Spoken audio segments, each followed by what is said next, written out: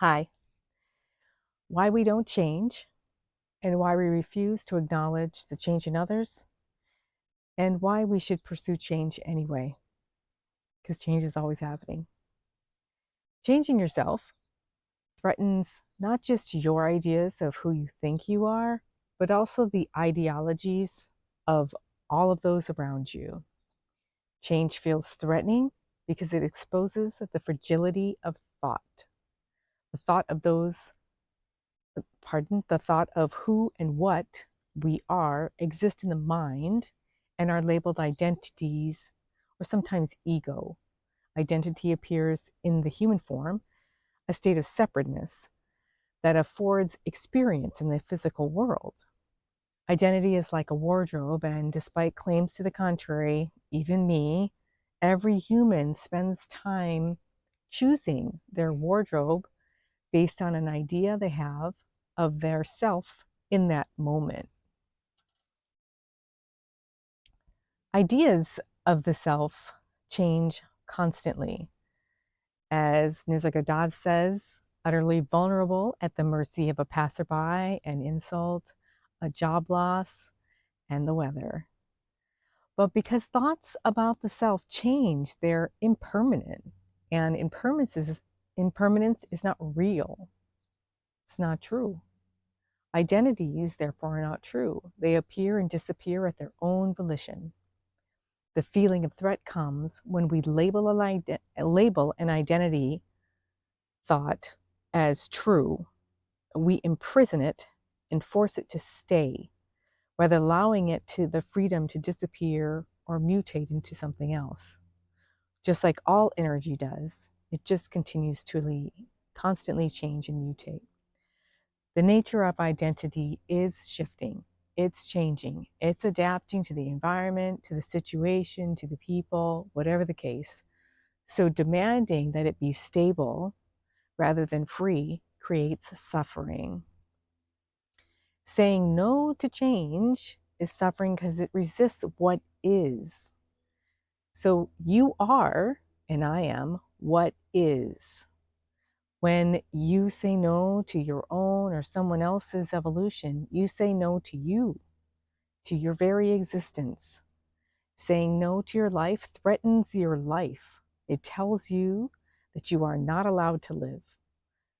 Allowance requires permission. So your existence is allowable only through an other rather than from the fact that you simply are.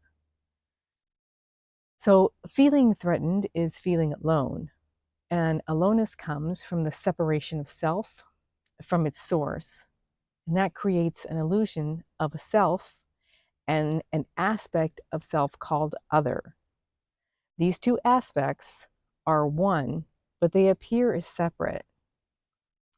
So we don't embrace change and we don't want others to change because change forces me, all of us, to reckon with the illusion of self and other. Illusions can't hold meaning, and a self without meaning has no purpose.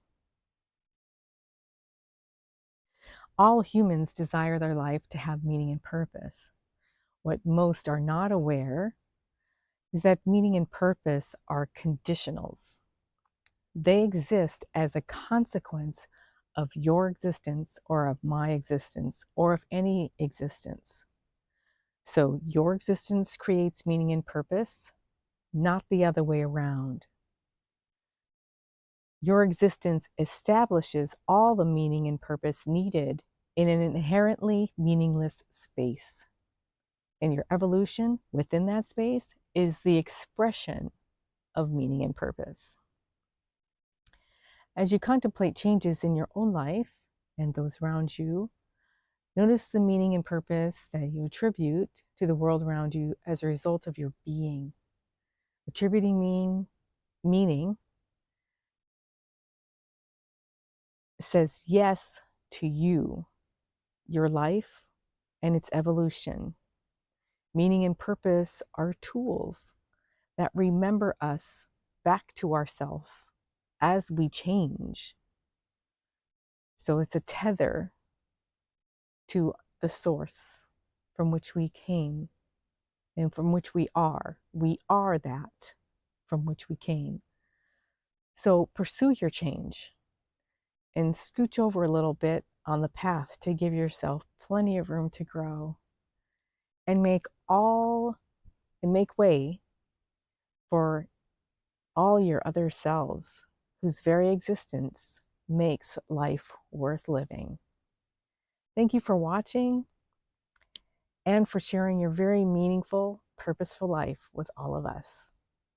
Please like and subscribe. Namaste from the Seeker and the Sage. Bye.